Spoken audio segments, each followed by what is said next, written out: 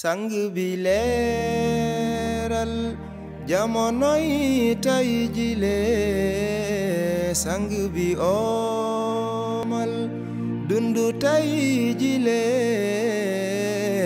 loolu moo jur am loolu moo jur xam-xam yow konte li nga moom dunu am. أعوذ بالله من الشيطان الرجيم بسم الله الرحمن الرحيم sunu sang bu tedd bi Mawlaya Seydi Mouhamed El Cheikh, celui au visage qui exprime la véracité. Tout mensonge ou propos malsain vis-à-vis de quelqu'un est une bassesse. Surtout des mensonges véhiculés à l'endroit d'un être aussi lumineux et humble que sunu sang bu tedd bi Mawlaya Seydi Mouhamed El Cheikh. Mais sachez que vous pouvez émettre n'importe quel mensonge, n'importe quelle attaque ou n'importe quelle calomnie en son égard. Vous ne ferez jamais fléchir, ne serait-ce que d'un fragment d'atome, son pouvoir, sa mission ou son autorité. Car la vérité a une force unique que nul ne peut défier ou contrer, contrairement aux mensonges et propos malsains. Et sunu sang bu tedd bi incarne la vérité par excellence sur tous les plans. Et oui, que les écrits le sachent et se calment. Tout en lui est vérité, et son pouvoir et la réussite de sa noble mission ne feront qu'accroître au jour le jour. Hélas, le réel problème c'est que certains gens, noyés dans l'obscurantisme, ont souvent peur de la pure lumière éclaircissante qu'il véhicule. Ce qui les mène à une colère inexplicable, puis à la haine et ensuite à la souffrance indescriptible. Mais gare à ceux qui nourrissent de la haine envers la lumière éclaircissante de l'humanité sunu sang bu tedd bi, au point de tenir des propos malsains et mensongers à son encontre, en pensant ainsi pouvoir le freiner ou le dénigrer.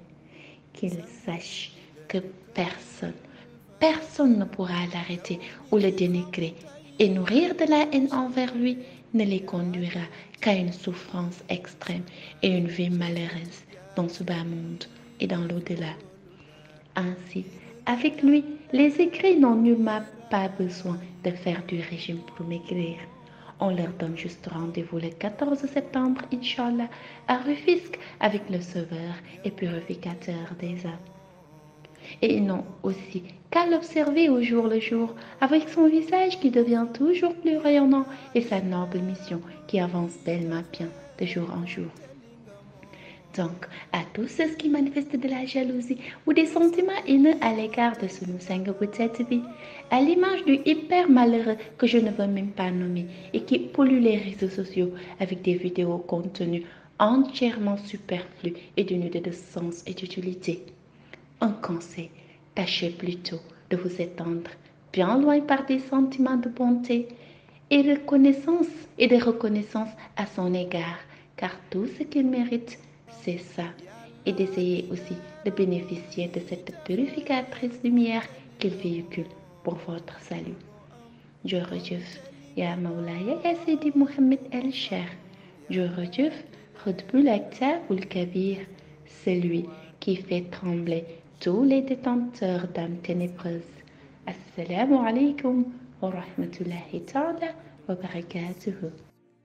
Pour la rédemption éternelle du cœur et vivre à Médina Cheikh, c'est faire du zikr son credo.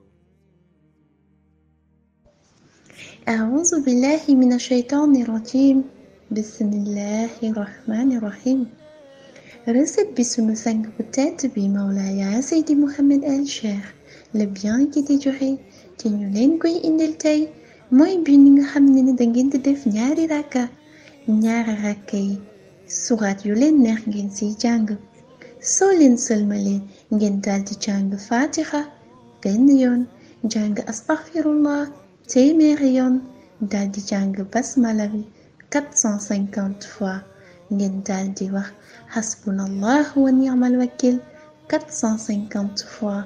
ngeen daldi wax ya Aziz 50 fois. Ya Kaafi 50 fois, Ya Kaawi 50 fois, Ya Latif 129 fois. soo leen paree loolu ngeen ñaan daldi ko tëjee ak fukki per ak ñaaru salaatul fatiha ñaan bi nag dangeen koy def bis bu ne soo leen bëggee am ay ngëneel wala am situation bu baax ak liggéey bu baax aussi ba bëggeen di si am satisfaction incha allah si barke Mawlaya Cheikh Ahmed Tidiane Chérif radiyallahu taala anhu assalaamu aleykum ngir nga jàlleenu kiiraay loolu moo juru am loolu moo juru xam-xam yow konte li nga moom du nu am konte